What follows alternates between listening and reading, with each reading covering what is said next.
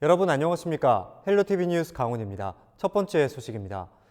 제21대 총선 도내 8개 선거구에 총 37명의 후보가 등록해 평균 4.6대 1의 경쟁률을 기록했습니다. 가장 많은 후보가 등록한 곳은 원주 을과 강릉 선거구로 각각 6명이 출사표를 던졌으며 춘천, 철원, 화천, 양구, 을 선거구에는 3명의 후보가 등록해 경쟁률이 가장 낮았습니다. 정당별로는 더불어민주당과 미래통합당이 각각 8명의 후보를 냈으며 무소속 후보가 7명 등록했고 국가혁명 배당금당도 8명의 후보를 냈습니다. 성별로는 남성이 34명, 여성이 3명이었으며 연령대별로는 50대 이상, 60대 미만이 22명으로 전체의 59%를 차지했고 60대 이상이 11명으로 그 뒤를 이었습니다. 네, 제21대 국회의원 총선거 공식 선거운동이 시작됐습니다. 도내 8개 선거구의 후보자들은 아침 일찍부터 지역의 곳곳을 누비며 본격적으로 얼굴 알리기에 나섰습니다. 선거 유세차와 지지자를 동원한 길거리 운동이 펼쳐졌지만 역대 어느 선거보다 차분한 모습이었습니다. 성기석 기자가 보도합니다. 이른 아침부터 시내 주요 교차로들이 분주합니다. 각 정당을 상징하는 형형색색의 홍보물들이 내걸렸고 후보들은 저마다의 방식으로 지지를 호소합니다. 선거 유세차와 지지자들을 대거 동원한 길거리 운동도 곳곳에서 펼쳐졌습니다. 다만 코로나19로 침체된 사회 분위기를 감안해 흥겨운 선거송과 확성기를 이용한 큰 소리의 선거운동은 자제하는 모습이었습니다. 이날 공식 선거운동에 나선 후보는 도내 8개 선거구에 모두 37명. 이번 선거의 최대 관전 포인트는 보수가 수성하느냐 아니면 진보가 반격하느냐입니다. 4년 전 20대 총선에서 보수 진영은 8개 선거구 중 7곳에서 승리했습니다. 19대 총선에서는 보수 여당이던 새누리당이 9개 선거구를 싹쓸이했습니다.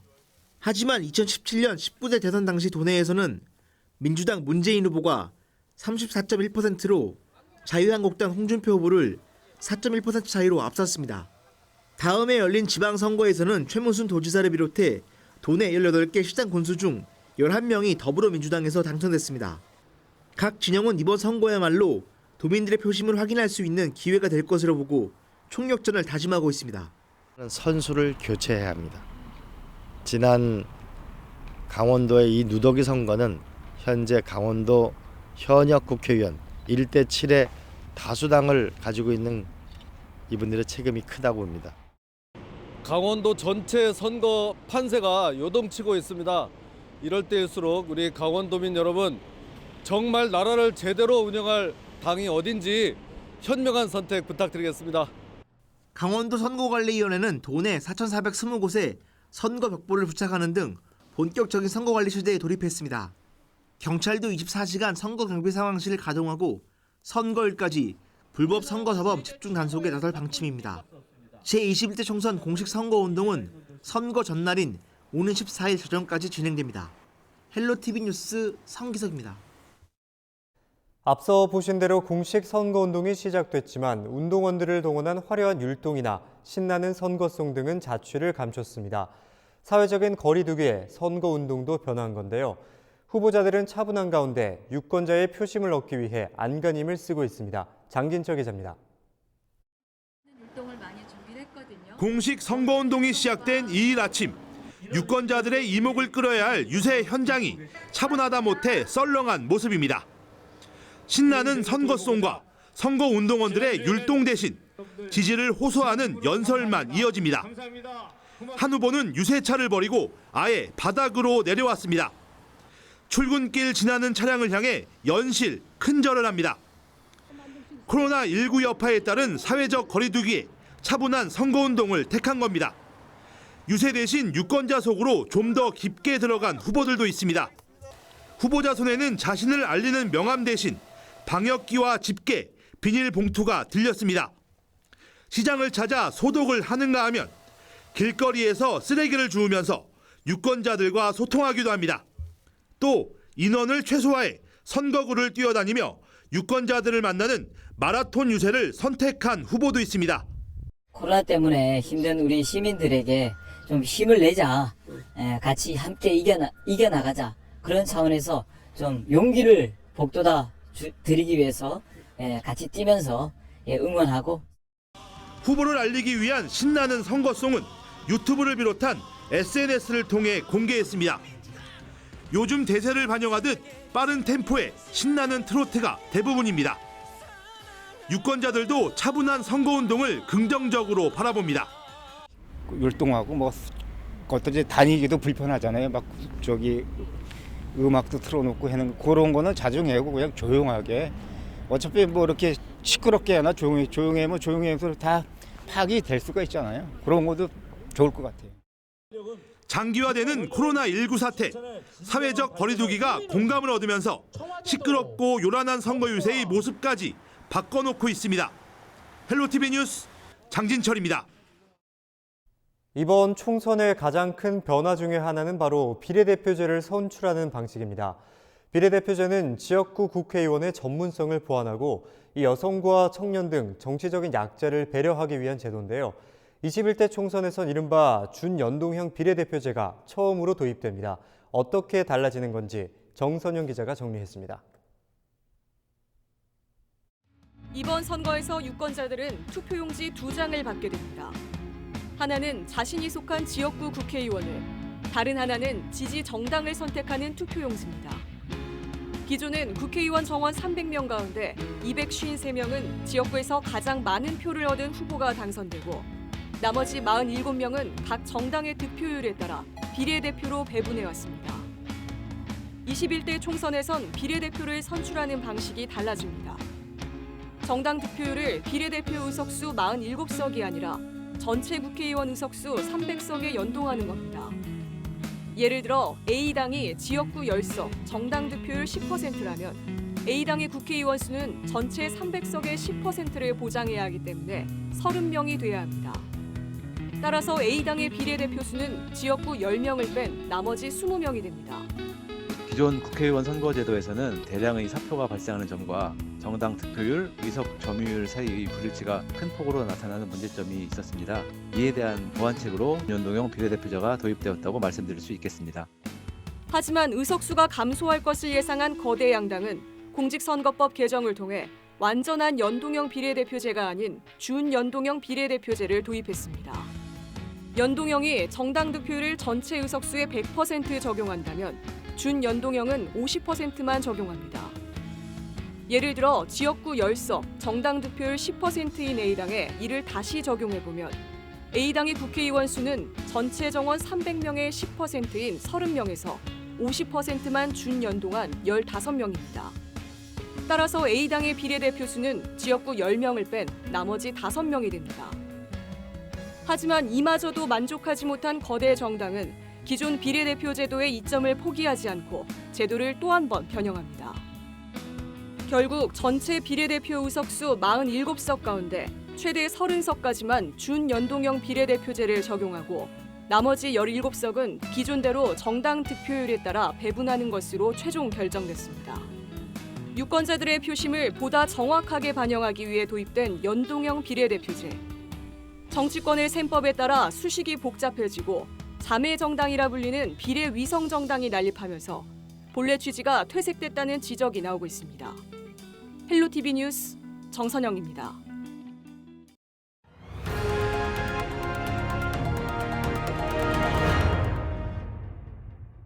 다음 뉴스입니다.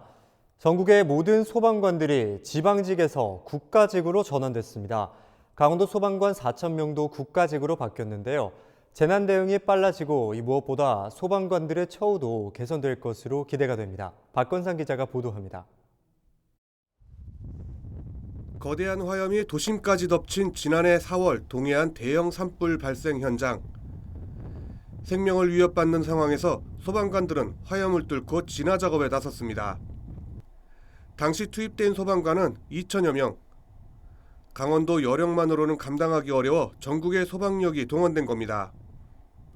이렇게 전국의 소방력이 한 재난 현장에 투입된 건 지난해 동해안 대형 산불이 처음입니다.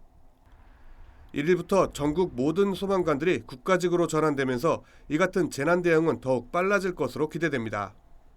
지금까지 소방관들은 시도지사의 지휘를 받아왔지만 국가직 전환과 동시에 소방청장의 일괄된 지휘 감독을 받게 됩니다. 국가직 전환 시행 첫날, 진영 행정안전부 장관이 강릉을 찾았습니다. 지난해 발생한 동해안 산불이 국가직 전환의 중요한 계기였기 때문입니다. 적으로 바뀐 이유는 전국적으로 화재가 생겼을 때, 재난이 났을 때 전국적 대응을 해야 된다. 이게 제일 중요한 이유였다고요. 그래서 그 이제 전국적 대응의 필요성을 제일 잘 국민 여러분께서 느끼신 게 강원 산불 1년 전에. 일선 현장의 소방관들도 일원화된 지원과 임무 수행을 기대하고 있습니다. 지방자치단체가 예산이 각각 달라갖고 차별화가 있었습니다. 이번에 그 4월 1일자로 국가직이 돼서 전체적 예산이 통일되기 때문에 뭐 장비라든가. 소방공무원들은 처우 개선에도 기대가 높습니다. 전과 비교해서 이제 더 좋아질 것 같고 저희 사기 진작 같은 거에 더 힘있게 국민들의 안전을 위해서 힘쓸 수 있을 것 같습니다. 이번에 국가직으로 전환되는 소방공무원들은 도내 4천여 명을 포함해 모두 5만 2천여 명. 정부는 소방공무원들의 치료와 치유를 맡을 전문 시설을 우선 추진 필요했습니다. 헬로티비 뉴스 박건상입니다. 정부와 강원도가 코로나19 극복을 위해 재난지원금을 지급하겠다고 발표했습니다. 도내 일부 시군도 긴급자금 지원책을 잇따라 내놓았는데요. 그런데 지원금 지급 대상과 기준 등이 지역마다 달라서 혼란을 겪고 있다고 합니다. 한재영 기자가 보도합니다. 장기화된 코로나19 사태로 거리에 사람들이 줄었습니다. 손님이 끊기고 일자리까지 사라지면서 지역 중소상공인과 취약계층의 삶은 더욱 피폐해졌습니다. 말도 못하지. 길에 차가 없는데 3분의 1도 안 되고 점심시간인데 동네 차가 없다. 다 우리 식구들 차가. 위기를 극복하고 주민 생활 안정을 돕기 위해 정부와 지자체가 긴급 재난지원금이라는 특단의 대책을 내놨습니다. 먼저 정부는 소득 하위 70%에 해당하는 모든 가구에 100만 원씩 지급합니다.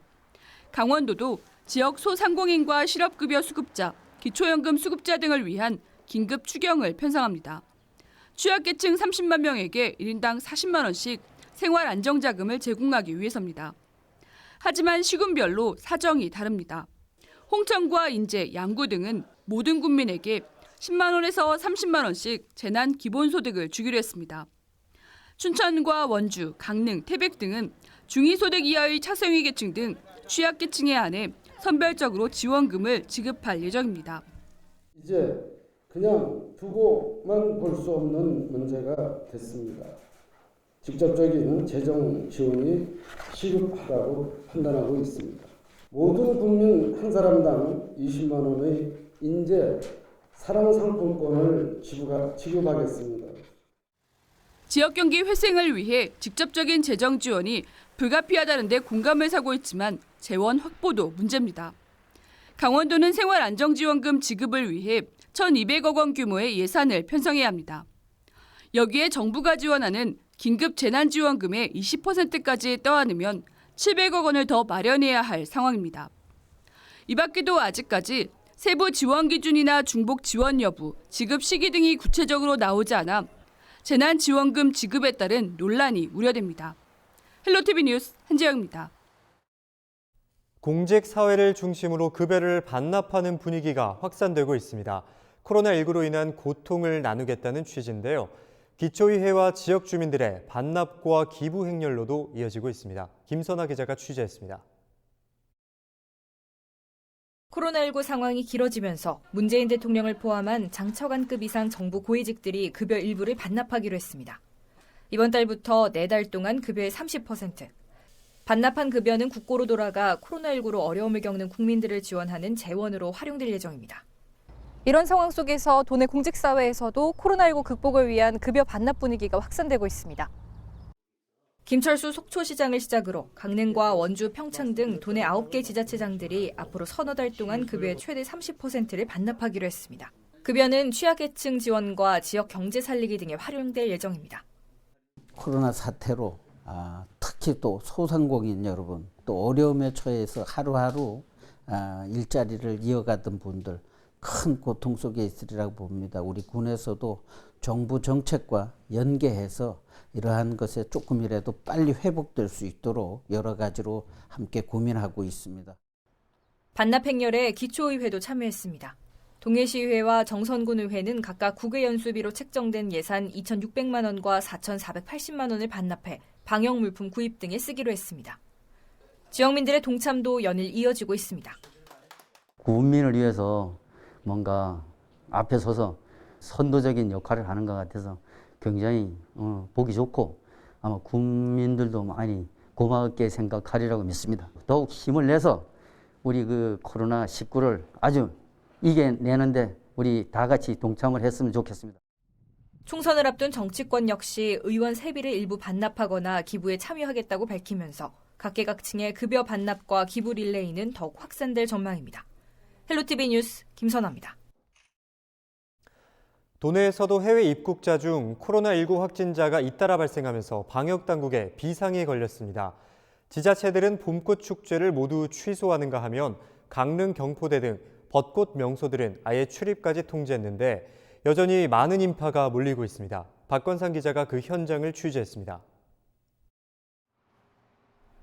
산 전체가 분홍빛으로 물들었습니다. 봄의 전령사 벚꽃이 꽃망울을 터뜨린 겁니다. 예년에 비해 꽃길을 걷는 사람들은 눈에 띄게 줄었습니다. 코로나19 여파로 봄꽃 축제가 모두 취소됐기 때문입니다. 하지만 차량들은 꼬리를 물었습니다. 도로 통제, 차 정차, 사람 하차를 못하게 막고 있습니다. 그 과정에서 도로면 주차, 노면 주차를 하려고 하는 자가용 운전자분들이 계셔가지고 통과를 시키고 있는데 많은 시기가 이제 생기고 있습니다. 동해안 봄꽃 명소는 사회적 거리 두기를 위해 곳곳에서 차량 통제가 이뤄졌습니다. 하지만 해변가 등 주요 관광지엔 사람들이 붐비면서 사회적 거리 두기는 사실상 무너진 모습입니다. 시장 골목에 사람들이 가득합니다. 하지만 마스크를 착용하지 않은 사람들도 상당수입니다. 안 불안하진 않은데 막 그렇게 심하게 불안하고 그러진 않아요. 지난 주말과 휴일 완연한 봄을 만끽하기 위해 많은 행락객들이 강원도를 찾았습니다. 지난 주말 강원도를 찾은 차량만 약 15만 대. 코로나19 사태가 본격화된 지난 2월 말에 비해 3만 대 정도가 늘었습니다. 특히 동해안 주요 숙박업소는 대부분 만실을 기록했습니다. 3주 전에 아이들이 너무 답답해가지고 그때도 이제 마스크랑 왔었는데 그때는 정말 사람이 없었어요. 또 3주 지나고 너무 답답해서 다시 왔는데 오늘 너무 많이 놀랐어요. 많은 사람들이 계시고 물론 이제 거리 두기도 하시고 하지만 그만큼 이제 사회가 아마 정말 한계가 오지 않았나라는 생각이 들 정도로 좀 많이 놀란 상태입니다. 봄과 함께 동해안에 찾아온 관광객들, 침체된 지역 경제는 활성화됐지만 코로나19 사태 속에 기대와 우려가 교차하고 있습니다. 헬로티비 뉴스 박건상입니다.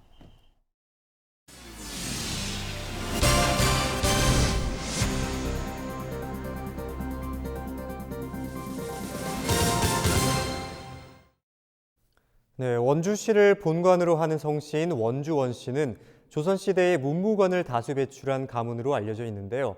가문에 전해 내려오는 중요 고문서들을 원주 역사박물관에 기증했는데 2년에 걸친 해석 결과 역사적인 가치가 높은 문서들도 다수 발견됐습니다. 무려 400년의 역사를 가진 이 문서들은 원주 한지로 복원돼 조만간 시민에게 공개될 예정입니다. 이다혜 기자입니다.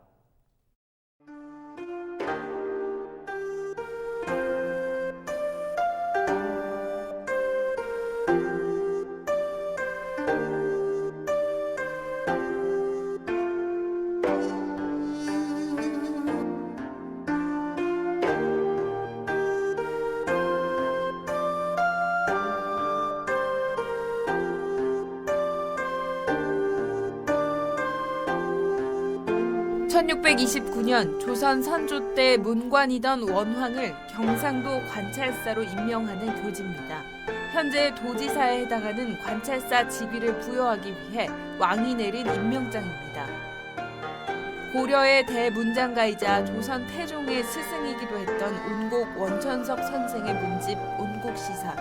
원주 원씨 운곡파 중시조인 운곡 선생이 고려 말의 역사를 시로 표현한 역사서로 4권짜리 원본이 발견된 건 이번이 처음입니다.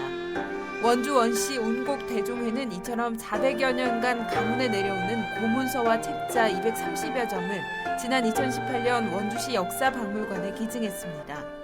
유물은 저도 400년 전에 우리 집안에 쭉 내려오던 유물입니다. 근데 이 재산은 우리 원주원 씨들의 재산도 되지만은 원주 시민의 재산이 아닌가 생각을 해서 이번에 원주 박물관에 기증하게 되었습니다. 이후 2년여의 보존 처리와 해석 끝에 본격적인 복원 작업이 시작됐습니다. 400년의 세월을 견뎌온 만큼 훼손이 심각한 문서 50여 점은 정밀 복원이 필요합니다. 순수 당나무로 만든 원주 한지가 이번 고문서 복원에 사용돼 의미를 더합니다. 이제 복원 처리에 있어서 가장 중요한 거는 이제 어떤 재료로 복원을 하느냐 이 부분이에요. 이제 어떤 재질적인 부분 그리고 외관상으로 보이는 미적인 부분을 최종 평가했을 때 이 원주원시 기증 고문서와 저희 원주에서 생산된 전통 한지가 잘 맞다고 판단이 돼서 복원 기간은 훼손 정도와 문서의 재질 등에 따라 달라지는데 한 점당 짧게는 2주에서 수개월까지 소요됩니다.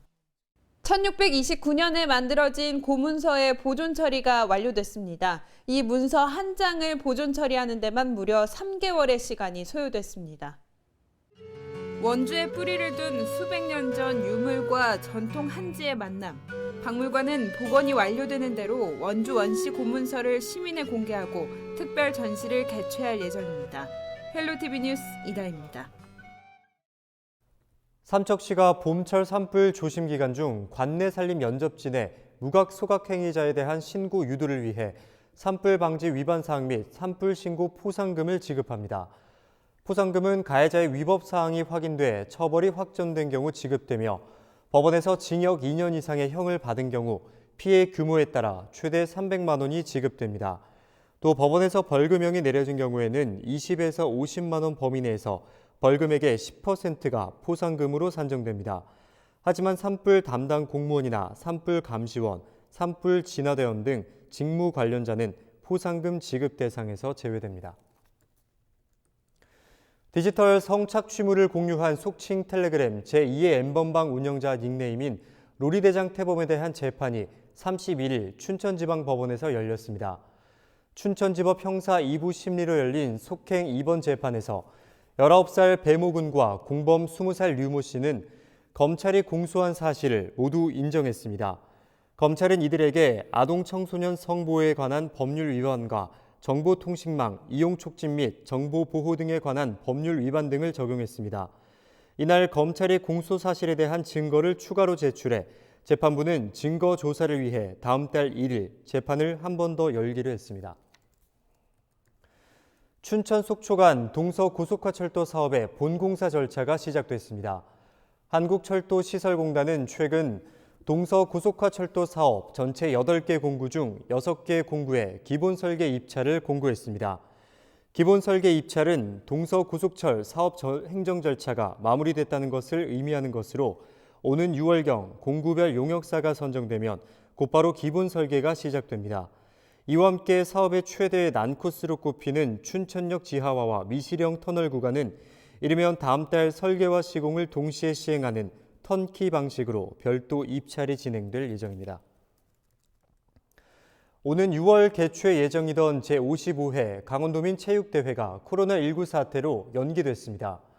강원도 체육회와 양양군은 협의를 거쳐 오는 6월 5일부터 9일까지 양양 지역에서 개최될 예정이었던 제55회 강원도민 체육대회를 연기하기로 결정했습니다. 강원도 체육회는 코로나19 사태가 장기화됨에 따라 선수단과 관람객의 안전을 고려해 대회 일정을 잠정 연기하기로 했습니다. 양양군은 두 체육회 등과의 협의를 통해 향후 개최 일정을 조율할 예정입니다. 우리 지역의 이슈 콕 짚어봅니다. 헬로 이슈 토크. 네, 강원도의 현안과 이슈를 짚어보는 시간입니다. 제21대 국회의원 선거 4.15 총선이 10일 앞으로 다가왔습니다. 각 정당과 후보의 공약 경쟁도 뜨거운데요. 어떤 공약으로 표심잡기에 나섰는지 강원권 공약의 이슈를 살펴보고 점검해보는 시간 가져보도록 하겠습니다. 스튜디오에 강원대학교 행정학과 홍영득 교수 나와 계십니다. 안녕하십니까? 예, 안녕하십니까? 네, 이제 4월로 접어들었고 얼마 있으면 4.15 총선이지 않습니까? 네. 20대 국회와 비교해서는 강릉과 원주를 제외한 선거구도 획정이 됐고 네. 4월 2일부터 선거일 전까지 14일까지 공식 선거 운동이 시작되면서 이제는 정말 후보자들의 공약을 면밀히 살펴봐야 할 때인 것 같은데요. 4.15 총선 이번 강원권 공약에 대해서 전반적으로 평가를 해주신다면 또 여기에 대해서 공약들의 주요 쟁점들에 대해서 한번 짚어주실까요? 네. 여러분도 아시는 것처럼 이번 선거는 여러 가지 특징적인 사실들이 많이 있습니다. 네. 우선 가장 큰 게 역시 코로나19 사태라고 할 수 있겠고요. 이런 혼란 상황에서 치러지는 선거이고, 그 다음에 두 번째로는 그 선거가 임박해서 만들어진 비례정당의 등장 또 하나의 어떤 특징적인 그 현상이 아닌가 이렇게 생각되고, 우리 강원도 측면에서 보면 상당수 선거구가 이 복합 선거구로 이루어져 있다는 겁니다. 여러분도 아시는 것처럼 복합 선거구라는 것은 그동안 경제생활, 문화, 정서를 공유하지 않은 시군이 하나의 선거구로 묶여지면서 나타나는 어떤 그 특징들이라고 이렇게 할 수가 있겠는데요.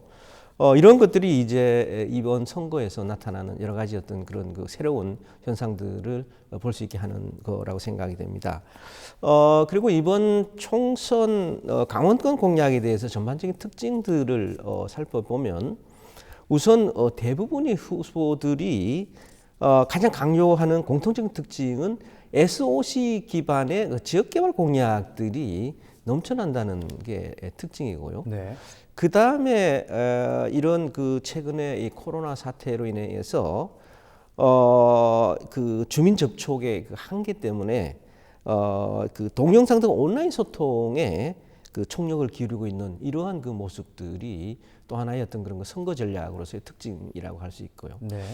구체적인 그런 그 공약에 있어서의 어떤 그 쟁점들을 보면 논란이 되고 있는 그런 그 사안들을 몇 가지로 그 정리를 해볼 수가 있는데, 우선 그 중요한 단골 메뉴 중에 하나가 이 코로나 사태에 대한 그 책임을 어떻게 그 보고 있냐는 거. 그 다음에 그 국방개혁 2.0이라고 그러죠. 국방개혁 2.0으로 인해서 군 부대가 지역에서 이전되면서 지역의 그 피해나 이런 그 지역의 침체, 경기 침체에 대한 어떤 논란들도 많이 있습니다. 네. 그리고 춘천의 레고랜드에 대해서도 이 단골 메뉴죠. 레고랜드에 대한 앞으로의 전망, 또 책임 문제, 뭐 이런 것들에 대해서 논란이 있고, 이 원주 지역 같은 경우에는 원주 교도소가 이전되면서 이 부지를 어떻게 활용할 건가 하는 방안에 대해서 후보들의 그 방안들이 이제 제시되고 있고요.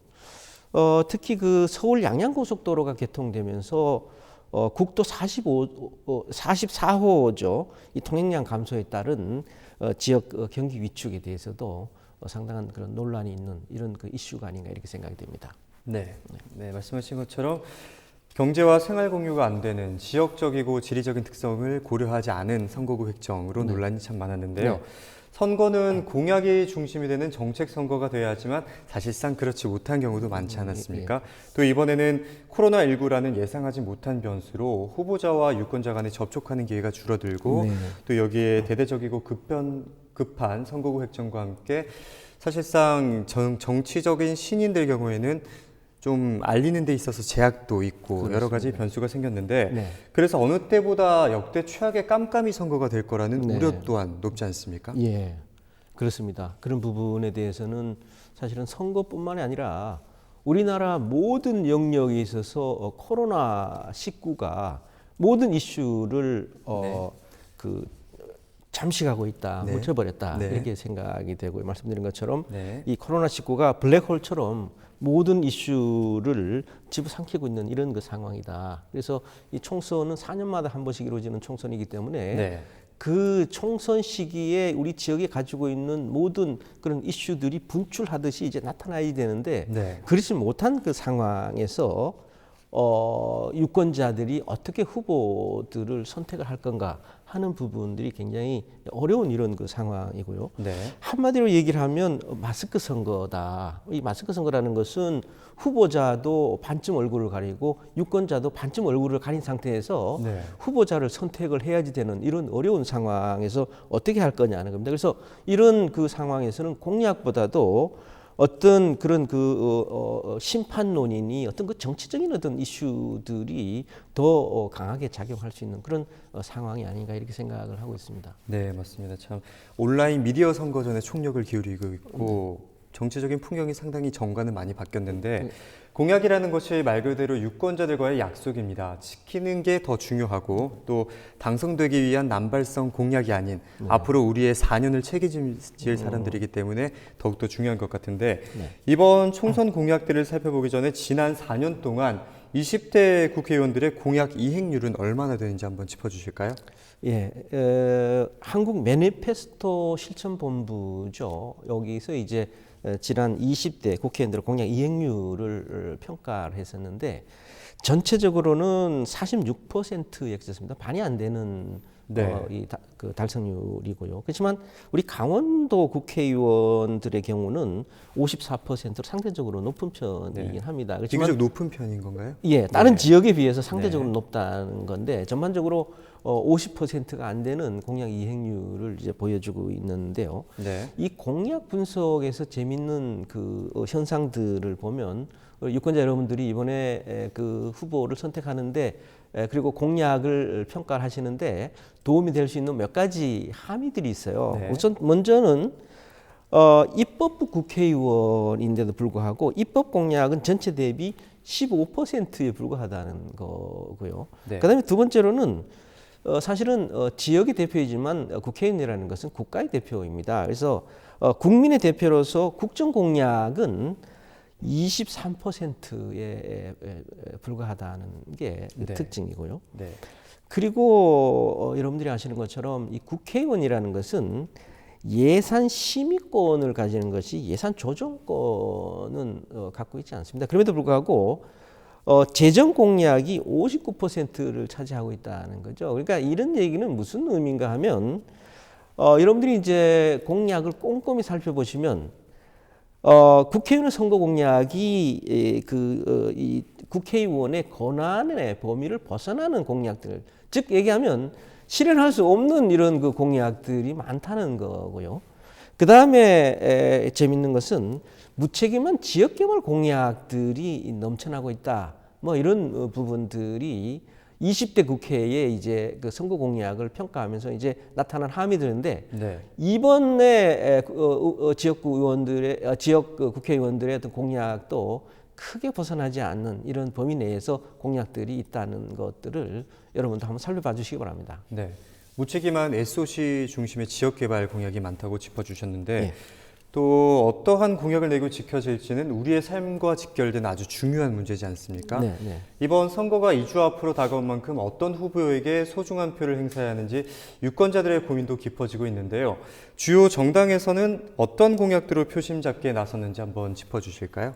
네, 대표적으로 이제 그 더불어민주당과 그 미래통합당 양당의 그 공약들을 보면 우리 강원도는 오랫동안 이 규제에 대한 어떤 그런 그 피로감이 상당히 큽니다. 특히 이제 뭐 상수도 보호구역이라든지 적경 지역에 대한 어떤 규제들 때문에 우리 강원도의 지역 발전에 발목을 잡고 있다. 이런 부분에 대해서는 누구나 공감하는 이런 사항들인데요. 그래서 양당 공히 규제 개혁에 대한 어떤 목소리가 상당히 높습니다. 그래서 그런 공약들이 공통적으로 나타나고 있고, 그 다음에 지역 산업 육성에 대한 이런 그 공약들도 단결 메뉴죠. 늘 이제 등장하는 이런 건데 사실은 뭐 그 더불어민주당이나 미래통합당의 어떤 공약들을 보면 특별히 새로운 그런 공약들은 없습니다. 기존에 해오던 것들을 이제 지속적으로 해가겠다는 정도의 그 공약들이라고 생각이 되고요. 그 외에 특징적인 것들을 보면 이제 더불어민주당 같은 경우에는 잘 사는 강원도 군인의 주민등록지를 군부대 지역으로 이제 이전을 하겠다는 이런 공약들도 있고, 또 중앙정부가 지원하는 강원도 신산업 발굴을 하겠다는 이런 그 공약들이 있었습니다. 그리고 미래통합당 같은 경우에도 산업 경쟁력 강화를 위해서 여러 가지 그동안 해왔던 디지털 헬스케어라든지 또 그 이모빌리티 산업에 대한 어떤 그런 그 지속적인 육성이라는 이런 공약들이 있고요. SOC 확충에 대한 구체적인 이런 그 공약들이 공통적으로 나타나는데, 이 양당의 어떤 그런 그 공약들 보면 아쉬운 거는 참신하고 새로운 이런 공약들을 발견하기가 어렵다는 게 아쉽점이고, 그리고 이제 이런 그 공약들이 대부분이 그동안 해오던 어떤 그 전략들이고, 민원 해결성 공약들이 상당히 많다는 겁니다. 그래서 이 어떤 지역의 근본적인 어떤 문제 제기를 하기보다는 지역의 주민들의 그 민원 해결성 작은 부분의 어떤 공약들이 주류를 이루고 있는 것이 아쉬운 점이다 이렇게 생각합니다. 네, 기존에 제시해왔던 틀에서 크게 벗어나지 않은 공약들이다라고 그렇습니다. 짚어주셨는데요. 다음으로는 지역구로 한번 넘어가 보도록 하겠습니다. 먼저 원주 선거구인데요. 원주는 갑과 을로 나눠졌지 않습니까? 혁신도시나 신도시가 포함된 원주 을과는 달리 구도시가 포함된 원주 갑 선거구는 보수의 성향이 짙고 원주 을은 좀 진보의 성향이 강하다 이렇게 나뉘어지는데, 먼저 원주 갑 선거구에 대해서는 어떠한 공약들이 제시됐나요? 예, 우선 그 원주 갑 선거구의 그 후보들, 민주당 후보인 이광재 후보의 선거 공약을 보면 특징적인 게 교육에 대한 그 공약이 첫 번째 대표 공약입니다. 그래서 미래 교육위원회를 신설을 첫 번째 공약으로 놓고 있는 것이 이제 특징이라고 할 수 있고요. 그 다음에 그 통합당의 박정화 후보는 혁신 성장 정책으로의 정책 기조를 전환하겠다는 이런 게 첫 번째 1호 공약으로 제시를 하고 있습니다. 그래서 그동안 최저임금제라든지 주 52시간제 근무 같은 이런 그 제도로 획일적인 적용으로 인한 어떤 문제가 많다고 해서 지역별 차별화를 시키겠다는 게 이제 특징이고요. 이 이광재 후보의 그 공약들 중에서 생명건강산업 기업을 유치를 하겠다. 그리고 이제 원주와 여주의 복선 전철을 조기 착공하겠다는 건 상당히 그런 그 비용이 많이 드는 것, 사업비 확보를 어떻게 할지에 대한 어떤 이런 그 지적들도 있고요. 그 다음에 그 후보들이 이제 공통적으로 현안 문제를 제시하고 있는 것 중에 하나는 원주 교도소 이전 부지를 어떻게 활용할 건가 하는 이런 부분인데, 이광재 후보는 문화 복합 공간을 조성하겠다는 그 얘기를 하고 있고요.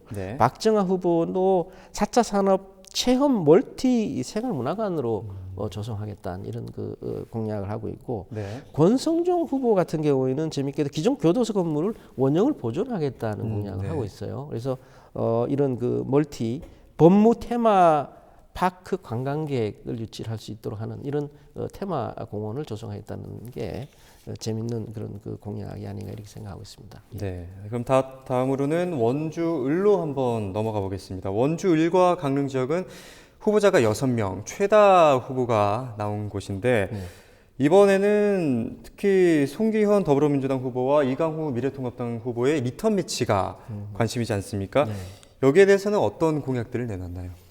예, 두 분의 공약도 대비되는 공약들을 발견할 수가 있는데, 그 민주당의 송기현 후보 1호 공약은 원주를 창업도시, 연구도시로 만들겠다는 공약이 있습니다. 그리고 특히 그 대학의 유휴부지를 활용한 첨단 산업단지 조성을 공약으로 하고 있어요. 그래서 이런 것들이 이제 그 특징이라고 할 수 있다면, 이강호 후보, 통합당의 이강호 후보는 1호 공약으로 중소기업 자영업자 지원 종합대책을 마련하겠다는 이 공약들이 그 특징적인 거고요. 원주의 그 5대 공약에서 경제, 일자리, 물류, 교통, 관광 여러 가지 어떤 그 분야에서 5대 공약을 제시를 하고 있고요. 원주 갑의 이광재 후보가 공약을 하고 있는 여주 원주의 그 복선 전철 공약은 이광재 후보도 그 같이 하고 있다는 게 특징입니다. 네, 특징에 대해서 짚어주셨는데, 다음은 20년 만에 분구가 된 춘천 선거구로 한번 넘어가 보겠습니다. 춘천, 철원, 화천, 양구, 갑선거의 경우 민병희 강원도 교육감이 통합당 김진태 후보의 국제학교 설립 공약은 위반이다. 대학교를 제외한 초중고등학교의 설립의 권한은 교육감에 있는데, 또 반면에 김진태 후보는 이제 공무원의 정치적인 중립을 지켜야 하는데 선거에 개입하는 것은 위반이다. 이런 설전이 오갔고요. 또 더불어민주당 허영과 김진태 후보가 내세운 GTX-B 노선이 서로가 공약을 베낀 것이다. 이러한 논란이 일고 있습니다. 공약들에 대해서 한번 살펴볼까요? 네. 사실 뭐 제가 개별 후보의 공약에 대한 평가는 하지 않겠습니다. 소개하고 비교하는 이런, 그리고 이제 유권자들이 판단을 할 수 있도록 그렇게 하는 것이 좋겠다고 생각하는데, 각각 후보들의 어떤 그런 그 특징적인 공약들을 보면 그 허영 후보는 1호 공약으로 국가 시민정원 지정을 추진하겠다는 이런 공약을 하고 있어요. 그리고 김진태 후보는 도청 이전을 막아내겠다는 이런 그 공약들을 하고 있고, 엄재철 후보는 국가 재난 기본소득 100만 원을 약속을 하고 있는 이런 부분들이 이제 특징이라고 이렇게 할 수 있겠는데요. 이 후보들의 어떤 그런 그 공약들의 특징들을 보면, 허영 후보는 아까 말씀드린 것처럼 GTX 광역급행 철도를 유치를 하겠다. 그리고 기본소득을 강화하겠다는 이런 공약들을 하고 있고요. 통합당의 김진태 후보는 제2혁신도시를 유치를 하겠다는 이런 그 공약들이 여러 다른 지역 후보들하고 같이 공약을 하고 있는 게 특징이고요.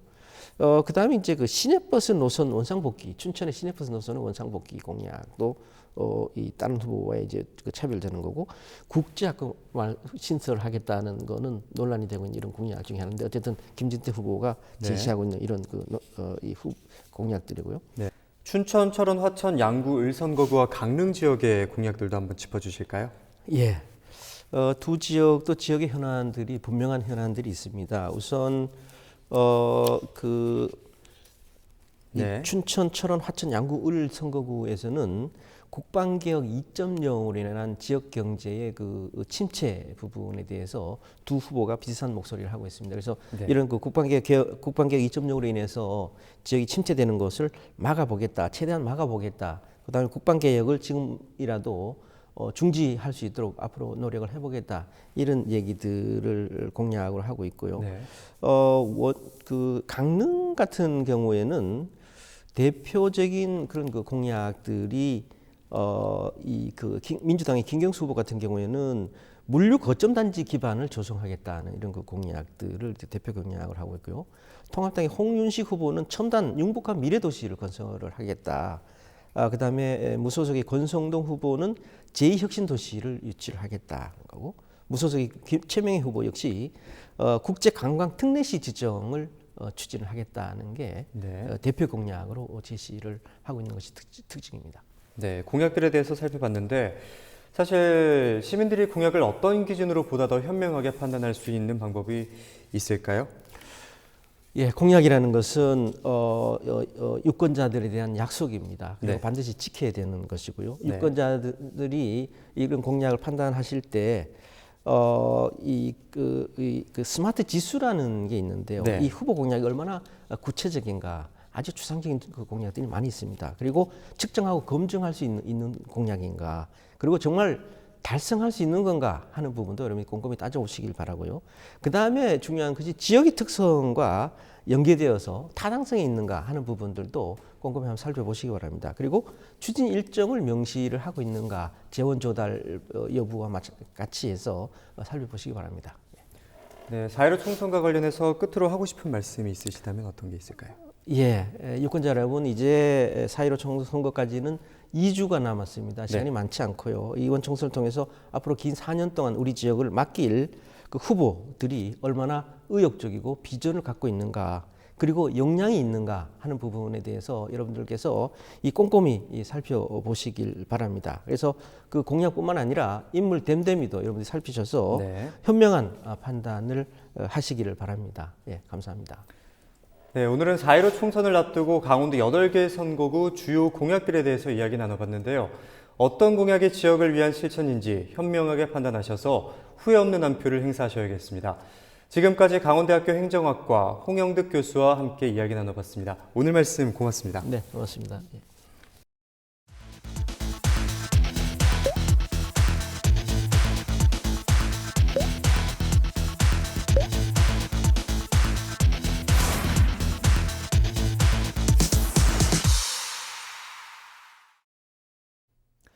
네, 이상으로 뉴스를 마치겠습니다. 저희 헬로티비 뉴스는 지역민과 함께합니다. 시청해주신 여러분 고맙습니다.